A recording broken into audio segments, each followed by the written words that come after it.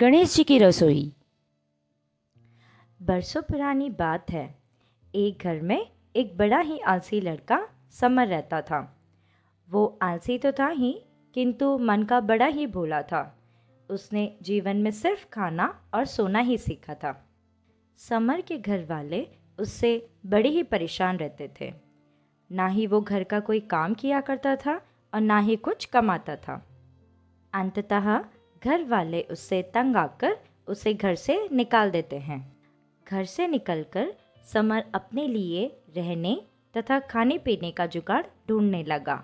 दिन भर घूमते घूमते वो एक आश्रम के पास पहुंचा और उसने देखा कि वहां पर लोग प्रभु भजन में लीन हैं और प्रसाद भी ग्रहण कर रहे हैं। वो आश्रम में जाकर गुरुजी से रहने की अनुमति लेता है। गुरुजी उसे अनुमति दे देते हैं। समर ने पूछा, गुरुजी, यहाँ काम क्या करना पड़ता है? कुछ खास नहीं, बस प्रभु भक्ति में लीन रहना है, पूजा पाठ करना है, नित्य कर्म, भोजन और आराम करना है। गुरुजी, ये तो बड़ा ही सरल कार्य है। मैं रोज प्रभु भक्ति और पूजा पाठ करने के लिए तैयार हूँ। बस फिर क्या था। समर का जीवन जैसे उसने सोचा था आनंद में गुजरने लगा। कुछ दिनों बाद गणेश संकष्टी के व्रत का दिन आ गया। सभी भक्तों का उस दिन व्रत था। समर ने देखा कि सभी भक्त सुबह से ही भक्ति में लीन हैं। रसोई में कोई हलचल नहीं थी। कौतुकवश उसने गुरुजी से पूछा, गुरुजी, आप सभी सुबह से भक्ति में क्यों लीन हैं और रसोई में भी कोई हलचल नहीं है? गुरुजी मंद मंद मुस्कुराते हुए बोले, अरे मेरे बोले शिष्य, आज तो गणेश संकष्टी है और आज सभी का व्रत है। भोजन तो सांझ में ही पकेगा। आज तुम भी व्रत रखो। नहीं नहीं गुरुजी, व्रत वगैरह मेरे बस का नहीं। यदि मैंने आज व्रत रखा तो मैं कल की सुबह नहीं देख पाऊंगा। कोई तो उपाय बताएं, मैं क्या करूं? एक ही उपाय है, या तो व्रत रख लो या खुद ही भोजन बना के खा लो। समर ने सोचा, भूखे मरने से तो बेहतर है कुछ न कुछ पका कर ही खा लूं। समर बोला, गुरुजी, मैं कुछ न कुछ पकाकर खा लूंगा। ठीक है, तुम अपने लिए कुछ पकाकर खा लेना, परंतु याद रखना, जो भी पकाओगे पहले गणेश जी को जरूर परोसना, फिर खुद खा लेना। और हाँ, जो भी पकाओगे आश्रम से थोड़ी दूर जाकर पकाना। समर रसोई से अनाज लेकर चल पड़ता है और जैसे तैसे कर खाना भी पका लेता है। जैसे ही वो खाना खाने बैठता है, उसे गुरु जी की बात याद आ जाती है। पहले गणेश जी को परोसना, फिर खुद खाना। वो गणेश जी की थाली लगाकर गणेश जी का आवाहन करता है। हे गणेश जी, आपकी थाली लग चुकी है। जल्दी आएं और भोजन ग्रहण करें। समर के पुकारने पर गणेश जी नहीं आए। उसने फिर पुकारा, हे गणेश जी, मुझे लग ही रहा था आप नहीं आओगे। आपको तो 56 भोग लगते हैं, वो भी मावा मिष्ठानों के। मेरा यह रुका सूखा क्यों ग्रहण करोगे? लो, मैं आ गया, लगाओ अपना भोग मुझे। समर ने सोचा, भोजन तो 2 लोगों का बना है, मेरा और गणेश जी का। यहाँ तो माता रिद्धि और माता सिद्धि भी आ गए। अब क्या करें? वो कहता है, हे प्रभु, भोजन तो 2 लोगों का ही है। आज आप लोग इतने में ही गुजारा करें। कोई बात नहीं वत्स, जितना है हम उतने में ही प्रसन्न हैं। भोजन ग्रहण कर गणेश जी चले जाते हैं। बेचारा समर भूखा ही रह जाता है। अगले दिन समर फिर अपने दिनचर्या में लग जाता है। देखते देखते अगले महीने की संकष्टी भी आ जाती है। समर इस बार गुरुजी से आज्ञा लेकर 4 लोगों के लिए अनाज लेकर चल पड़ता है। भोजन बनाकर उसने गणेश जी को पुकारा।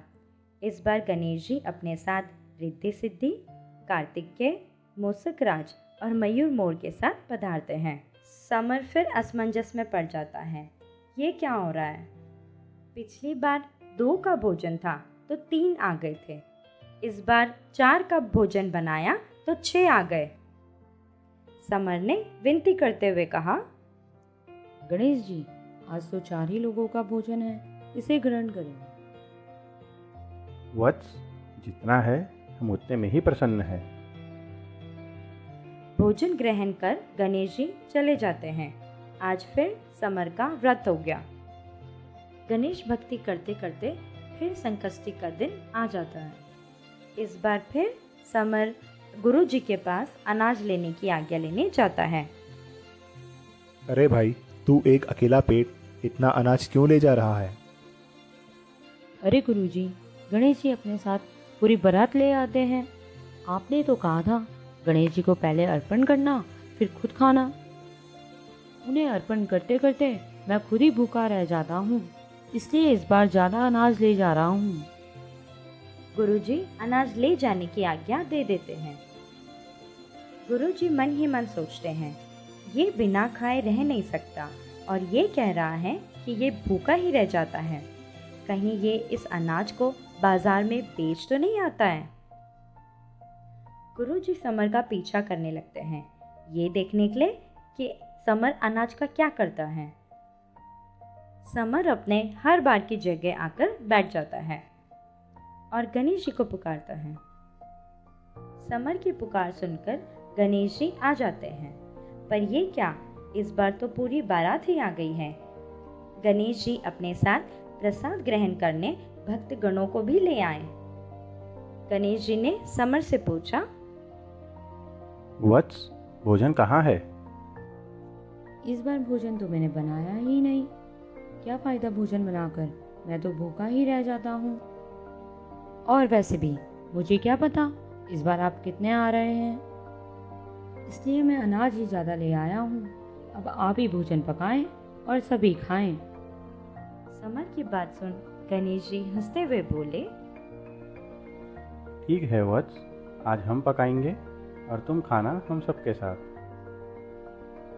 गणेश जी का इशारा पाते ही माता रिद्धि और माता सिद्धि भोजन पकाने में लग जाती हैं। गुरु जी दूर पेड़ में छुपकर समर को देख रहे थे। वो पेड़ की छांव में बैठकर आराम कर रहा था।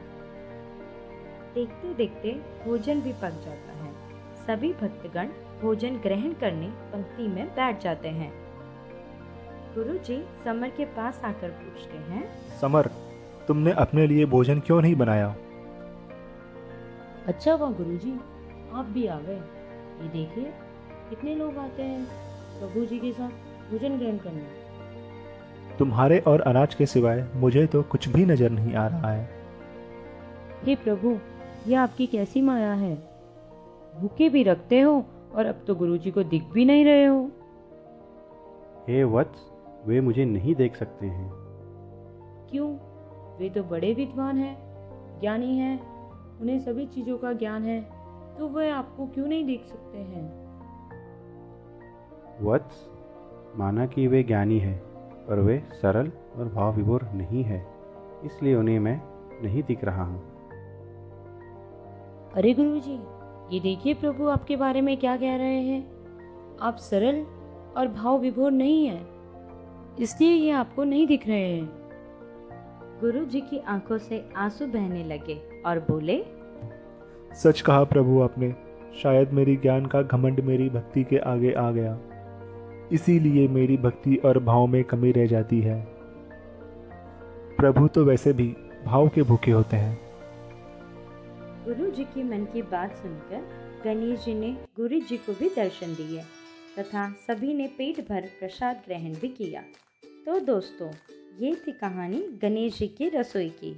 भक्तों की पुकार पर प्रभु भक्तों के लिए रसोई भी बनाने लग जाते हैं। अगर आपको हमारी कहानी पसंद आई है तो लाइक, शेयर एंड सब्सक्राइब करना ना भूलें और आपके कमेंट्स का हमें बेसब्री से इंतज़ार रहेगा। थैंक यू दोस्तों।